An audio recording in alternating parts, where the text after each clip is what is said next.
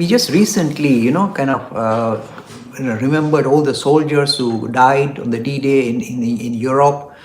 Thousands of youngsters were murdered, killed really, mercilessly murdered in the Second World War.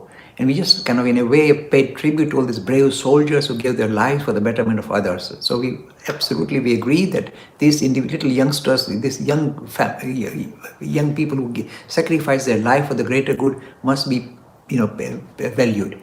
But my friend, this is the second part of your question. This world is so cancerous. Have we sorted ourselves out? Look, Vivekananda said something very interesting in 1900. He saw Europe. He said, these European countries are so, kind of engrossed in increasing their power, position, power, and money, and kind of they exert the influence on the rest of the world. They're so keen on it, there's going to be a bloodbath here. He said that in 1900.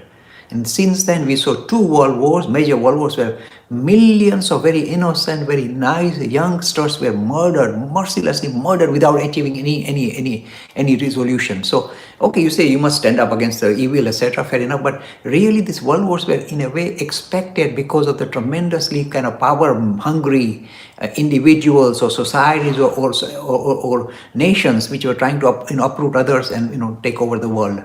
And has this stopped? Think about it. Look at the world today. Do you think this idea of not kind of just living for your own, kind of enforcing has gone away? We've learned our lessons after the Second World War? No. Think about it. Look at the world today. You see again some major superpowers trying to exert their influence on the rest of the world and in a way acting like bullies, big bullies. I don't need to mention names, but there are bullies who are trying to exert their own influence on the rest of the world and in a way dictate the terms regarding how the rest of the world should live. This is still visible. So again, I'm saying it's a very sad thing. We have not learned our lessons, even though so many millions of youngsters were sacrificed in the two world wars. We are again kind of embarking on the same journey. So unless this idea of not focusing on a material aspiration, but focusing on a spiritual aspiration, will at least reduce this kind of very strong, macho kind of, influence we see in the world today. And I'm very pleased to see that with Narendra Modi, we might see a different template regarding how we should lead, how a nation should lead. Look, India is the best example of a country that never went out to conquer others or control others. So if this particular philosophy again becomes visible with Narendra Modi and the modern India, the India that is just rising now, then that particular model may become the template for the rest of the countries to adopt. And in that case, automatically we may subdue this kind of very horrendous, influencing that, the kind of dictatorship we see now visible in the world today. This is my hope. But this is a serious issue that we have not really resolved yet. And I'm hoping that India will become the template of how the rest of the countries, the rest of the world should behave.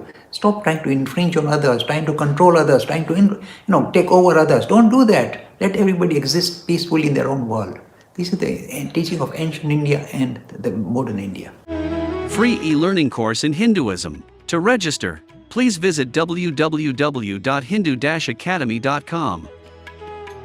Talks on Hinduism, sponsored by People Care, encouraging caring for the elderly in their own homes. For more information, please visit peoplecare.com.